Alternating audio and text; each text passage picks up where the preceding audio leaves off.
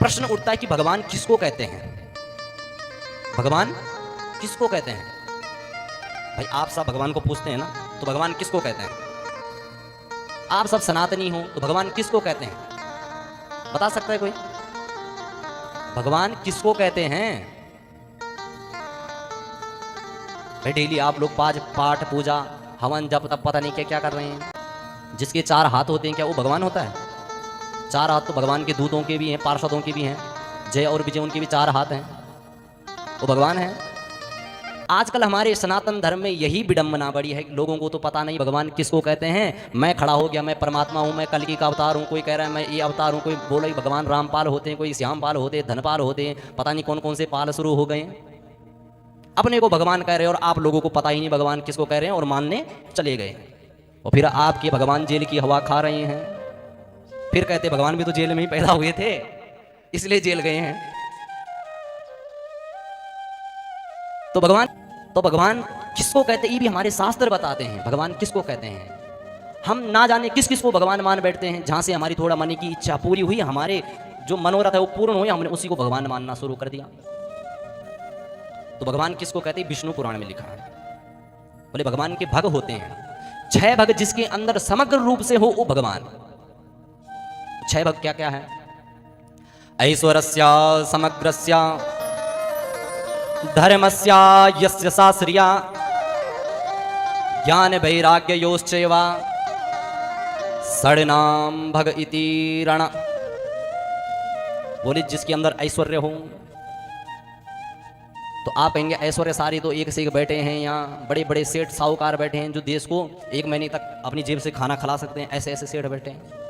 बोलो एक क्या 1 साल तक खिला ले, एक न एक दिन उनकी संपत्ति खत्म हो जाएगी, ऐसा ऐश्वर्य है। बोले जिसके पास समग्र रूप से ऐश्वर्य हो, किसी ऐश्वर्य में किसी चीज की कमी नहीं, वो केवल परमात्मा ही है। ऐश्वर्यस्य समग्रस्य, समग्र रूप से, थोड़ा बहुत नहीं कि कम ज्यादा, आपने थोड़ा लिया तो बेचारे का थोड़ा सा कम हो गया, ऐसा नहीं। समुद्र से आप 1 लुटिया जल भर दो, समुद्र कम होगा, कुछ फर्क पड़ेगा, वैसी ऐश्वर्य परमात्मा का है। वो परमात्मा धर्मस्य यस्य शास्त्रिया, जिसके अंदर धर्म समग्र रूप से विद्यमान हो। आपके अंदर भी धर्म है क्या, आप भगवान हो फिर। हमारे अंदर समग्र रूप से धर्म विद्यमान नहीं है।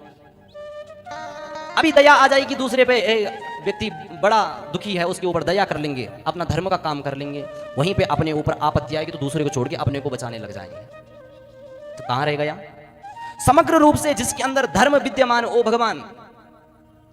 और भगवान की तो धर्म छाती में वास करता है। भगवान की कहां वास करता है धर्म, छाती में। और पीठ में कौन वास करता है, अधर्म। धर्म छाती में, अधर्म पीठ पे। और कई लोग मंदिरों में जाते परिक्रमा करते हो, भगवान को पीछे से प्रणाम करते हैं, मंदिर के पीछे से।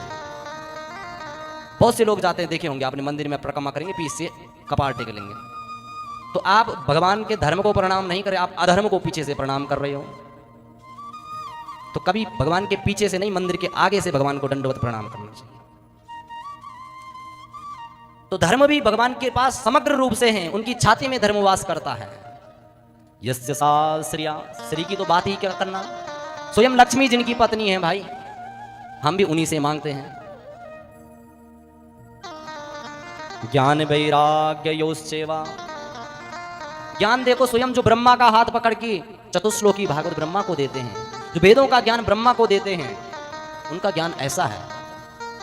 और वैराग्य की तो बात ही मत करो, किसी चीज में लिप्त कभी नहीं है। अपना यदुवंश संगार हो गया, एक भी आंसू नहीं बहाया, मेरा पुत्र मर गया, पत्नी मर गई, बेटा बहू कोई मर रहा है, कुछ नहीं, हंसते हंसते लीला देख रहे हैं, संगार हो रहा है, कोई मोह नहीं किसी के प्रति, ऐसा वैराग्य। षड्नाम भग इति रण, जिसके अंदर ये 6 भग समग्र रूप से वो भगवान है। और जो आजकल के भगवान बने फिर रहे हैं, उनके आश्रम में जरा गेट उखाड़ के ले जाओ, आपके पीछे गुंडे भेज देंगे, बोले हमारी संपत्ति में नुकसान कर रहे हो। तो उनको भगवान नहीं कहते हैं, उनको आपके भगवान जरूर कह सकते हैं, क्योंकि आप लोग तो भगवान का एक स्वरूप है, किसको भगवान कहा जाता है। इसीलिए सुखदेव जी महाराज भगवान शब्द से लीला प्रारंभ करते हैं।